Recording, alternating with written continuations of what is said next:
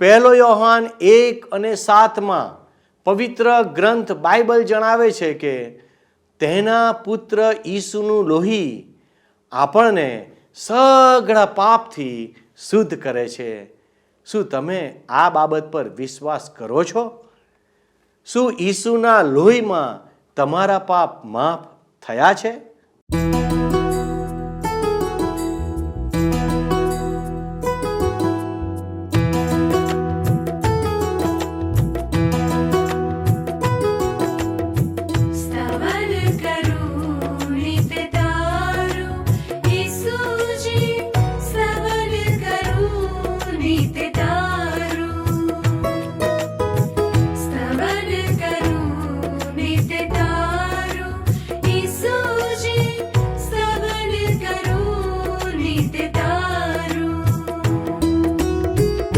आज सवारे साद सुनी तो आज सवारे साद सुनी तो महिमा करूं प्रभु तारो, महिमा करूं प्रभु तारो, स्तवन करूं नित तारो.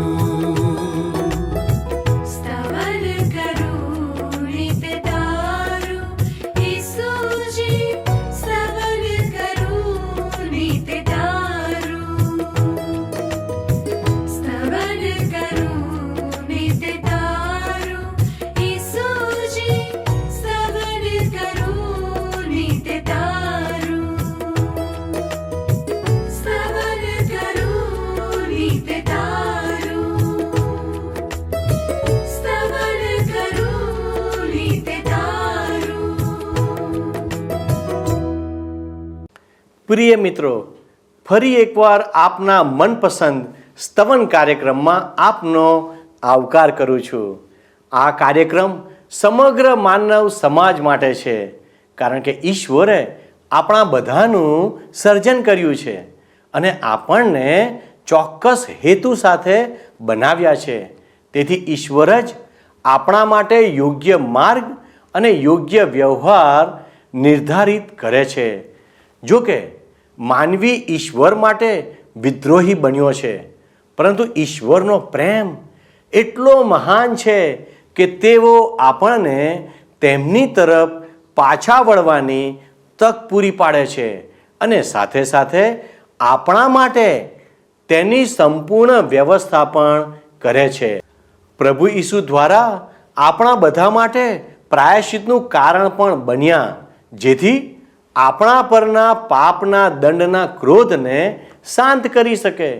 જૂના કરારમાં પ્રાયશ્ચિતનું કાર્ય પાપને દૂર કરતું ન હતું, પણ ફક્ત તે પાપને ઢાંકી દેતું હતું. પરંતુ સર્વશક્તિમાન ઈશ્વરનો ક્રોધ ઈસુ ખ્રિસ્તના સંપૂર્ણ બલિદાન દ્વારા સદાકાળને માટે શાંત થઈ ગયો.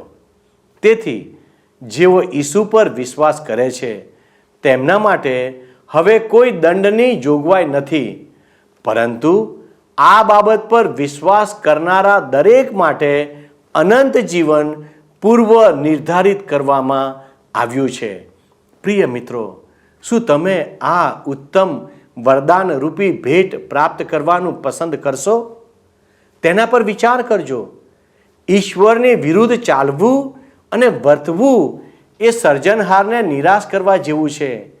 યાદ રાખો કે સમસ્યાઓ કે મુશ્કેલીઓ એ પાપનું પરિણામ છે અને ઈશ્વર ઈચ્છે છે કે આપણે કોઈ પણ કાર્ય કરતા પહેલા તે કાર્ય યોગ્ય છે કે નહીં તે જાણી લેવું કે સમજી લેવું જરૂરી છે.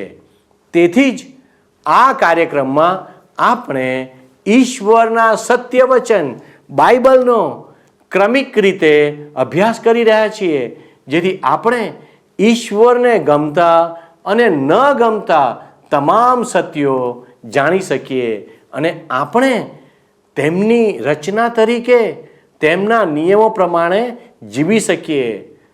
આ કાર્યક્રમમાં આપણે હાલમાં બાઇબલમાંથી લેવીયના પુસ્તકમાંથી ઇસ્રાયેલીઓને આપવામાં આવેલા ઈશ્વરના નિયમોમાંથી આધ્યાત્મિક બાબતો શીખી રહ્યા છીએ. આજના અભ્યાસમાં આપણે લોહીની પવિત્રતા વિશે જોઈશું. તો ચાલો આજના અભ્યાસની શરૂઆત કરીએ.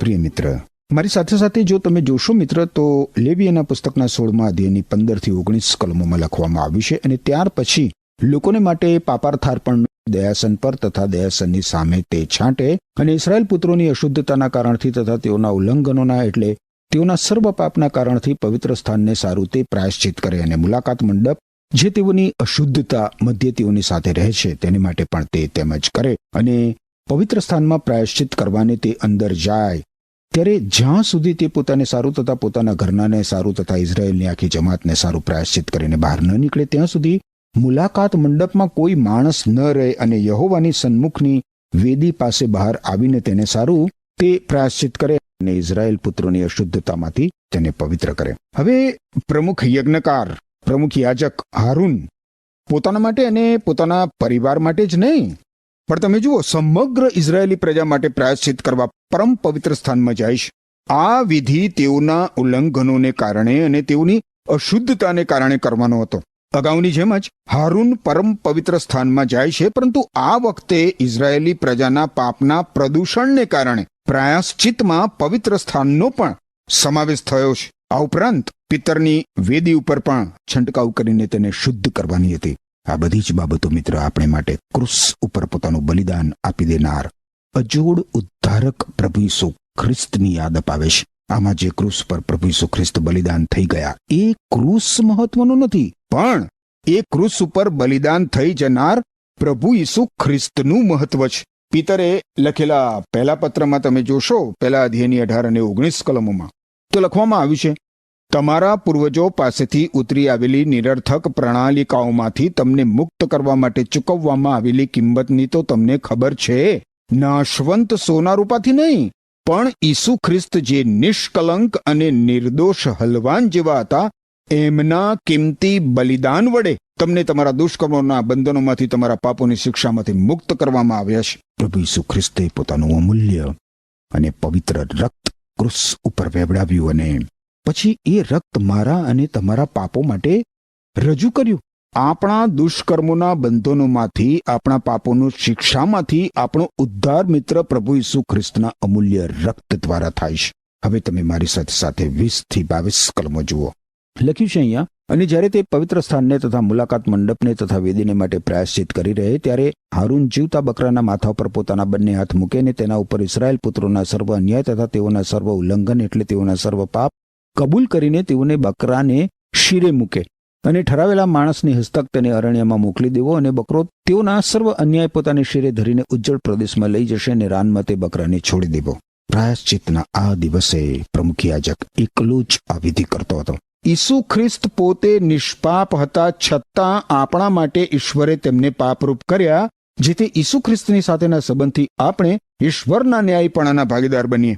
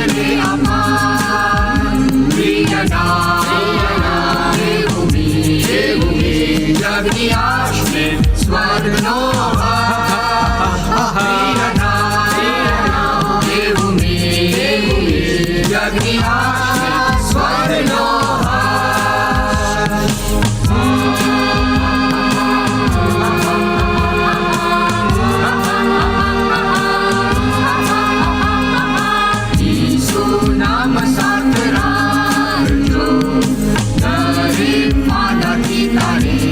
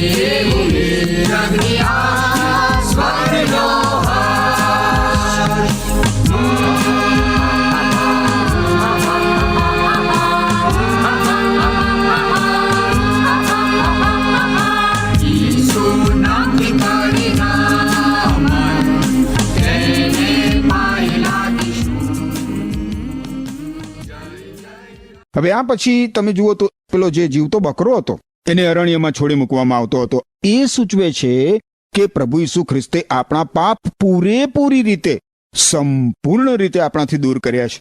ગીતશાસ્ત્રના પુસ્તકના 103 નંબરના અધ્યાયમાં તમે જુઓ મિત્ર, એની 12મી કલમ જુઓ. 12મી કલમમાં લખ્યું છે કે પૂર્વ જેટલું પશ્ચિમથી દૂર છે એટલા ઈશ્વરે આપણા ઉલ્લંઘન, આપણા પાપ આપણાથી દૂર કર્યા છે. લેવીયના પુસ્તકના 16મા અધ્યાયની 23 અને 24 કલમો જોઈએ તો અહીં લખવામાં આવ્યું છે, અને હારૂન મુલાકાત મંડપમાં આવે ને જે શણના વસ્ત્ર તેણે પવિત્ર સ્થાનમાં જતી વેળાએ પહેર્યા હતા તેમને તે ઉતારીને ત્યાં મૂકે, અને પવિત્ર જગ્યામાં પાણીથી સ્નાન કરીને તે પોતાના વસ્ત્ર પહેરે, ને બહાર આવીને પોતાના દહન અર્પણ તથા લોકોનું દહન અર્પણ ચડાવીને પોતાને સારું તથા લોકોને સારું પ્રાયશ્ચિત કરે, અને પાપાર્થાર્પણ તે વેદી ઉપર દહન કરે. અને માણસ પોતાના વસ્ત્ર ધોઈ નાખીને પાણીમાં સ્નાન કરીને ત્યાર પછી છાવણીમાં આવે, અને પાપાર્થાર્પણ પવિત્ર સ્થાનમાં પ્રાયશ્ચિત કરવા સારું અંદર લઈ જવામાં આવ્યું હતું. તેઓને છાવણી બહાર લઈ જવા અને તેમને બાળી નાખનાર માણસ પોતાના વસ્ત્ર ધોઈ નાખીને પાણીમાં સ્નાન કરે, ને ત્યાર પછી તે છાવણીમાં આવે. અને એટલે એણે સ્નાન કરીને અને પોતાના વસ્ત્ર ધોઈને શુદ્ધ થવાનું હતું. 29 થી 34 કલમો જુઓ તો લખ્યું છે, અને એ સદાને માટે તમારો વિધિ થાય. 7મા માસમાં તે માસને 10મે દિવસે તમે આત્મકષ્ટ કરો અને કોઈ પ્રકારનું કામ ન કરો, પછી એત દેશી હોય કે તમારા મધ્ય પ્રવાસ કરતો પરદેશી હોય, કેમ કે તમારા શુદ્ધિકરણને સારું એ દિવસે તમારે માટે પ્રાયશ્ચિત કરવામાં આવશે. તમે તમારા સર્વ પાપથી યહોવાની આગળ શુદ્ધ થશો. તે તમારે સારું પવિત્ર વિશ્રામનો સાબાત છે, અને તમારે આત્મકષ્ટ કરવું તે સદાને માટેનો વિધિ છે. અને જે યાજક અભિષિક્ત થઈને પોતાના બાપની જગ્યાએ યાજક પદ ધારણ કરવા સારું પ્રતિષ્ઠિત કરાય તે પ્રાયશ્ચિત કરે, ને શણના વસ્ત્ર એટલે પવિત્ર વસ્ત્ર પહેરે, અને પવિત્ર સ્થાનને સારું તે પ્રાયશ્ચિત કરે, ને મુલાકાત મંડપને સારું તથા વેદીને સારું તે પ્રાયશ્ચિત કરે, અને યાજકોને સારું તથા મંડળીના સર્વ લોકોને સારું તે પ્રાયશ્ચિત કરે. અને ઇઝરાયેલ પુત્રોના બધા પાપને લીધે તેઓને સારું વર્ષમાં એક વાર પ્રાયશ્ચિત કરવું એ તમારા માટે સદાનો વિધિ થાય. અને જેમ યહોવાએ મૂસાને આજ્ઞા કરી તેમ તેણે કર્યું. પ્રાયશ્ચિતનો એક જ દિવસ ઈશ્વરે તેમના લોકને આત્મકષ્ટ તથા ઉપવાસ કરવા માટે આપ્યો હતો. હવે એ દિવસે પોતાના પાપો માટે લોકોએ આત્મકષ્ટ કરવાનું હતું. એ દિવસે લોકોએ પોતાના પાપોને માટે રુદન અને પ્રાયશ્ચિત કરવાના હતા. આ દિવસ અંતિમ અને સંપૂર્ણ અને કાયમી તથા અનંતકાલીન બલિદાન રૂપે પ્રભુ ઈસુ ખ્રિસ્તના આગમન સુધી પાડવાનો હતો. આ દિવસ પ્રભુ ઈસુ ખ્રિસ્તના મરણમાં પરિપૂર્ણ થઈ ગયેલો છે. મિત્ર, માનવ જાતના પાપોનું પ્રાયશ્ચિત પ્રભુ ઈસુ ખ્રિસ્તના ક્રુસ પરના બલિદાનમાં સંપૂર્ણ રીતે પરિપૂર્ણ થઈ ગયું છે.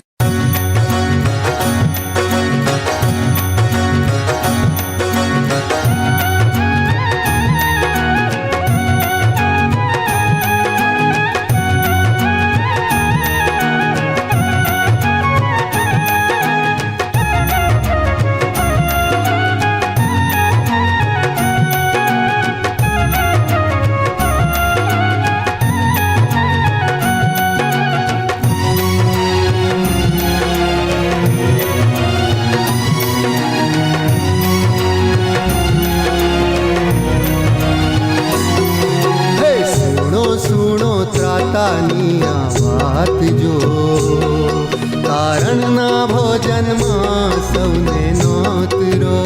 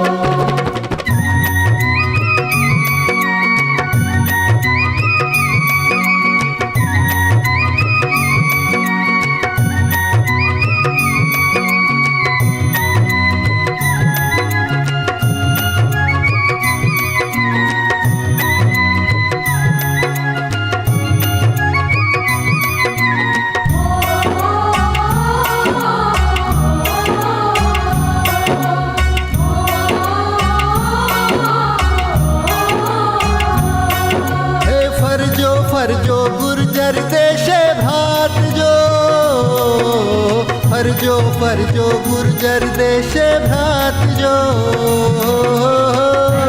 ફરજો ગુર્જર દેશે ભાત જો,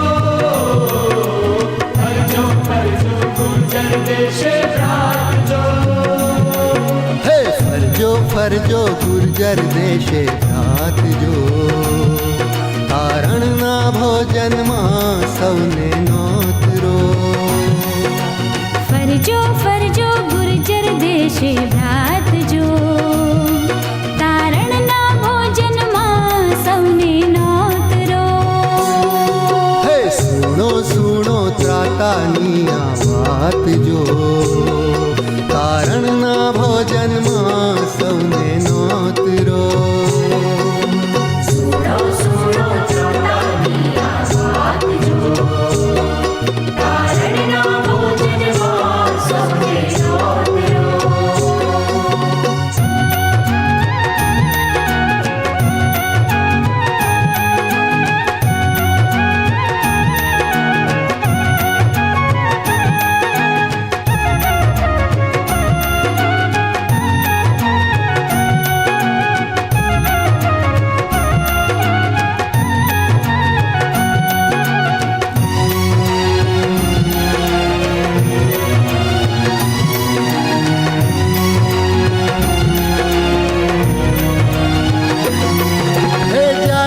જાજો શહેરોને સૌગામ જો,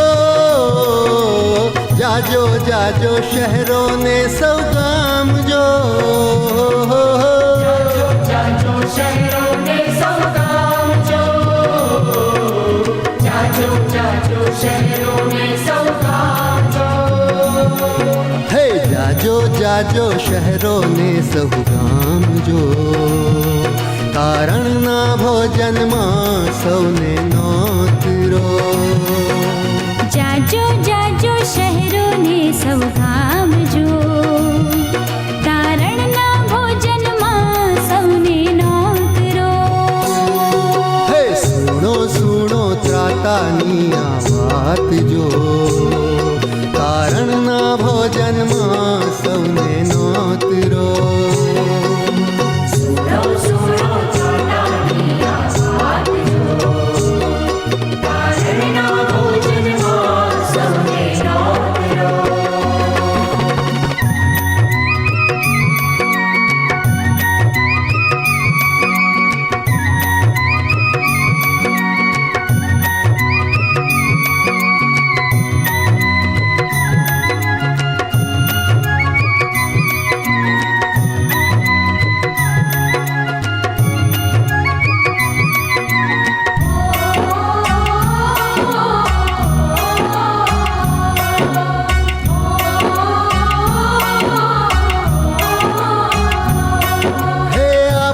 આપો જઈને શુભ ઉપદેશ જો. આપો જઈને શુભ ઉપદેશ જો,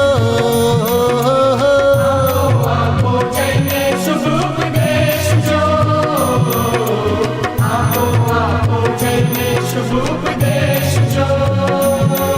હે આપો જઈને શુભ ઉપદેશ જો, તારણના ભોજનમાં સૌને નોતરો.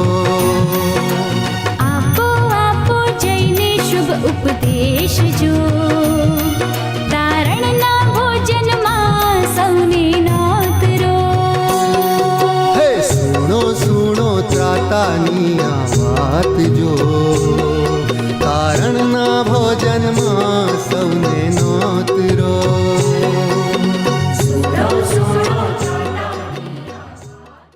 વારું મિત્ર, આપણે હવે લેવીયના પુસ્તકના 17મા અધ્યાયમાં પ્રવેશ કરીએ. 17મા અધ્યાયનો વિષય છે બલિદાનનું સ્થળ અને રક્તની કિંમત. તમે 17મા અધ્યાયની પહેલી 2 કલમો જુઓ. અને યહોવાએ મૂસાને કહ્યું કે હારૂનને તથા તેના પુત્રોને તથા સર્વ ઇઝરાયેલ પુત્રોને એમ કહે કે જે આજ્ઞા યહોવાએ ફરમાવી છે તે આ છે. આ સૂચનાઓ માત્ર હારૂન અને મૂસા માટે જ નહોતી મિત્ર, પરંતુ એ સમગ્ર ઇઝરાયેલી પ્રજા માટે હતી. હવે એ દેખીતું છે કે ઈશ્વર એમના લોકના અંગત અને વ્યક્તિગત જીવનને હવે સ્પર્શ કરે છે. ઈશ્વરના લોકના જીવનો તેમની આસપાસના અન્ય જાતિના લોકો કરતા અલગ પ્રકારના હોવા જોઈએ. 3 થી 6 કલમોમાં ઈશ્વર કહે છે, એટલે ઇઝરાયેલના ઘરનો જે કોઈ પુરુષ યહોવાના મંડવાની સામે યહોવાને સારું અર્પણ ચડાવવા માટે મુલાકાત મંડપના દ્વારની પાસે તેને તે ન લાવે. તે પુરુષને માથે રક્તનો દોષ બેસે, તેણે તો રક્ત વેવડાવ્યું છે, અને તે પુરુષ પોતાના લોકો મધ્યથી અલગ કરાય. એ સારું કે જે યજ્ઞ ઇસ્રાયેલ પુત્રો ખુલ્લા મેદાનમાં કરે છે તે તેઓ લાવે, એટલે તેઓ મુલાકાત મંડપના દ્વાર આગળ યાજક પાસે યહોવાને સારું લાવે ને તે વડે તેઓ યહોવાને સારું શાંત્યાર્પણનો યજ્ઞ કરે. અને યાજક મુલાકાત મંડપના દ્વાર પાસેની યહોવાની વેદી ઉપર તે છાંટીને યહોવાને સારું સુવાસને અર્થે દહન કરે. અને જે વન દેવતાઓની પાછળ તેઓ વંઠી ગયા હતા તેઓ પ્રત્યે હવે પછી તેઓ અર્પણ ન ચડાવે. વંશ પરંપરા તેઓને માટે જાથુનો એ વિધિ થાય. આ નિયમો કદાચ આપણને વિચિત્ર લાગે, પરંતુ એ વિધિવત કરવામાં આવતા બલિદાનોના અર્પણો નથી. આ કલમોને ધ્યાનથી જોવાથી જણાશે મિત્ર કે આ ઈશ્વરના લોકના આહાર માટે હતા. ઈશ્વર આ બાબતમાં આટલા બધા મક્કમ કેમ હતા? આનું કારણ ઇઝરાયેલી લોકોની પાશ્ચાત ભૂમિકા હતો મિત્ર. ઈશ્વર એમના લોકનું આ બાબતથી રક્ષણ કરવા માંગતા હતા. ઈશ્વરના લોક આત્મિક અંધકારમાં અને ઈશ્વરના ન્યાય ચુકાદામાં સરી ન જાય એ માટે ઈશ્વર એમના લોકોનું એ રીતે રક્ષણ કરવા માંગતા હતા. ઇઝરાયેલી લોકો તાજેતરમાં જ મિસર દેશમાંથી બહાર આવ્યા હતા. ઇઝરાયેલી લોકો મુલાકાત મંડપ સિવાય બીજે ક્યાંય આહાર માટે કોઈ વધ ના કરી શકે. મિસર દેશમાં એ લોકો રહેતા હતા ત્યારે એ લોકો ગુલામીમાં હતા અને એમ છતાં એ લોકો જનજાતિઓથી ચઢિયાતા હતા. એટલે ઈશ્વરે એમનો ઉદ્ધાર કર્યો એવું નહોતું મિત્ર. ઈશ્વરે તેમનો ઉદ્ધાર કર્યો કારણ કે ઈશ્વરે તેમનો પોકાર સાંભળ્યો હતો અને ઈશ્વરે ઇબ્રાહિમ, ઈસાક અને યાકૂબ સાથે કરાર કર્યો હતો. ઈશ્વર જ્યારે પણ કોઈ કરાર કરે છે મિત્ર ત્યારે તે પાળે પણ છે. હવે તમે જુઓ મિત્ર તો લેવીયના પુસ્તકના 17મા અધ્યાયની 3 થી 6 કલમોમાં દર્શાવ્યા પ્રમાણે બલિદાન શાંત્યાર્પણ તરીકે હતું. આગળ 8 થી 9 કલમ જોઈએ, 8મી અને 9મી કલમ. અહીં લખવામાં આવ્યું છે, અને તું તેઓને કહે કે ઇઝરાયેલના ઘરમાંનો અથવા તેમની મધ્ય પ્રવાસ કરતા પરદેશીઓમાંનો જે કોઈ માણસ દહનીય અર્પણ કે યજ્ઞ ચડાવે, તેમ છતાં યહોવા આગળ તેનો યજ્ઞ કરવાને તેને મુલાકાત મંડપના દ્વાર પાસે ન લાવે, તે માણસ પોતાના લોકો મધ્યથી અલગ કરાય. ઈશ્વર આ લોકો એમના પ્રાણીને અર્પણ માટે કે તેમના આહાર માટે લાવે એ વિશે કેટલી બધી ચોક્કસ સૂચનાઓ આપે છે. આ 2 કલમોમાં ઈશ્વર દહનાર્પણ માટે અર્પવાની વાત કરે છે. બલિદાન માટે માત્ર એક જ સ્થળ હતો. ઈશ્વરે આ મુદ્દો ઇઝરાયેલી પ્રજાને મૂર્તિ પૂજાથી દૂર રાખવા વારંવાર દોહરાવ્યો છે. આજે મિત્ર તમે બાઇબલમાં નવા કરારના વિભાગમાં જુઓ તો ઈશ્વરના પવિત્ર વચનો આપણને સ્પષ્ટ શબ્દોમાં કહે છે. કરંથવાસીઓને લખેલા બીજા પત્રના 6 અધ્યાયની તમે 14 થી 17 કલમો જુઓ તો ત્યાં લખવામાં આવ્યું છે કે અન્ય ધર્મી સાથે તેમના જેવા બની કાર્ય કરવાનો પ્રયત્ન ન કરો, કારણ કે તેમ કરી શકાય જ નહીં. જૂઠ અને સત્ય એકબીજાના સાથીદાર શી રીતે બની શકે? પ્રકાશ અને અંધકાર એક સાથે કેવી રીતે રહી શકે? ઈસુ ખ્રિસ્ત અને શૈતાન કેવી રીતે સહમત થાય? વિશ્વાસી અને અવિશ્વાસીને શું લાગે વળગે? ખેર મિત્ર, આપણે લેવીયના પુસ્તકના 17મા અધ્યાયમાં આગળ વધીએ અને અહીં લખવામાં આવ્યું છે 11મી કલમ, કેમ કે શરીરનો જીવ રક્તમાં છે અને વેદી પર બલિદાન થઈને તે તમારા આત્માને માટે પ્રાયશ્ચિત કરે એ માટે મેં તમને તે આપ્યું છે, કારણ કે રક્તથી જ પ્રાયશ્ચિત થાય છે, કારણ કે એમાં જીવ છે. બહુ જ અગત્યની કલમ. 14મી કલમમાં ફરીથી આ હકીકત દર્શાવવામાં આવી છે મિત્ર. બધા જ બલિદાનોનો આ મૂળ પાયો છે. પ્રભુ ઈસુ ખ્રિસ્તે બહુ જ રસપ્રદ વાત કરી છે મિત્ર. આ કલમોના સંદર્ભમાં હું તમારા ધ્યાન ઉપર એ લાવવા માંગુ છું. એટલે મિત્ર પ્રભુ ઈસુ ખ્રિસ્ત કહે છે કે આપણે આપણા પાપો માટે તેમણે વહેવડાવેલા તેમના પવિત્ર રક્તનો વિશ્વાસથી સ્વીકાર કરવાનો છે, જેથી આપણને જીવન મળે. પ્રભુ ઈસુ ખ્રિસ્તે આપણા માટે પોતાનું રક્ત વહેવડાવ્યું અને પોતાનું જીવન અર્પી દીધું. જીવ રક્તમાં છે. આ તો એક મહાન સનાતન સત્ય છે. આ હકીકત સમજાવે છે મિત્ર કે કાઈન કરતા હાબેલનું અર્પણ શા માટે ઉત્તમ હતું. માનવ આત્માના ઉદ્ધાર માટે રક્ત જરૂરી છે મિત્ર, અને માત્ર પ્રભુ ઈસુ ખ્રિસ્તનું પવિત્ર રક્ત જ જીવાત્માનું પાપ ધોઈ શકે છે. રક્તમાં કશું આઘાતજનક નથી મિત્ર. આઘાત તો આપણા પાપો છે. પ્રભુ ઈસુ ખ્રિસ્તના અસ્ખલિત વહેતા આ પવિત્ર રક્તમાં તમારા પાપ પ્રભુ ઈસુ ખ્રિસ્તને ધોઈ નાખવા દો, અને એ રીતે અનંત જીવનની ભેટ પ્રભુ ઈસુ ખ્રિસ્ત પાસેથી તમે પ્રાપ્ત કરો. એમ કરવા માટે ઈશ્વર તમને કૃપા આપો. આમેન. પ્રિય મિત્રો, હું માનું છું કે આજના અભ્યાસમાંથી તમે નવી બાબતો શીખ્યા હશો. જેમ કે મેં અગાઉ પણ કહ્યું હતું કે ઈશ્વર નિયમોના રચિતા છે. આપણે બધા જે મોબાઈલ ફોનનો ઉપયોગ કરીએ છીએ, જો આપણે તેનો કંપનીની ડિઝાઇન પ્રમાણે ઉપયોગ કરીએ તો જ આપણે તેનો પૂરેપૂરો લાભ લઈ શકીએ છીએ, અન્યથા તે યોગ્ય રીતે કાર્ય કરશે નહીં. એ જ રીતે આપણને ઈશ્વર દ્વારા બનાવવામાં આવ્યા છે. તેમણે તેમના જીવનનો શ્વાસ આપણી અંદર ફૂંક્યો છે. તેથી ઈશ્વર ઈચ્છે છે કે આપણે તેમના વચનો જાણીએ અને તે પ્રમાણે વર્તીએ. જો આપણે ઈશ્વરની ઈચ્છા મુજબ જીવીશું તો તેઓ આપણને ઇનામ આપશે, એટલે કે તેઓ આપણને આશીર્વાદ આપશે. તમારા જીવનને માટે ઈશ્વર પાસે ચોક્કસ હેતુ અને યોજના છે. તમે એમ જ આ ધરતી પર આવી ગયા નથી. શું તમે તે હેતુ પ્રમાણે તમારું જીવન જીવો છો? આજે આપણે લોહીના મહત્વ વિશે જાણ્યું કે તેમાં જીવન છે અને તે જીવન પણ આપે છે. પ્રભુ ઈસુનું પાપ રહિત લોહી આપણા તમામ પાપોને ધોઈ નાખે છે. તમારા અને મારા માટે આનાથી મોટું વરદાન કે મોટો આશીર્વાદ કોઈ નથી.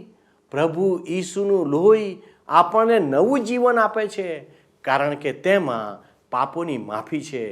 તેથી આપણે જગત જે કહે છે તે પ્રમાણે નહીં, પરંતુ ઈશ્વર જે કહે છે તે પ્રમાણે જીવન જીવીએ તો તે આશીર્વાદ લાવે છે. ઈશ્વર આપ સર્વને તે પ્રમાણે કરવા મદદ કરે. આમેન. શું તમને આ કાર્યક્રમ ગમ્યો? અત્યારે જ અમને મિસ કોલ કરો.